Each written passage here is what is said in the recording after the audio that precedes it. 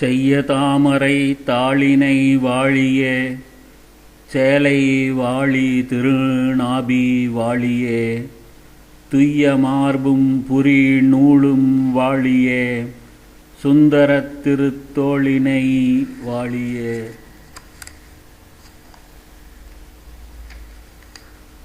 கையும் ஏந்திய முக்கோலும் வாழியே கருணை பொங்கிய கண்ணினை வாழியே பொய்யில்லாத மணவாள மாமுனி புந்தி வாழி புகழ்வாழி வாழியே. அடியார்கள் வாழ அரங்க நகர்வாழ சடகோபன் தண்டமிழ் நூல் வாழ கடல் சூழ்ந்த மண்ணுலகும் வாழ மணவாள மாமுனியே இன்னும் ஒரு நூற்றாண்டிரும்.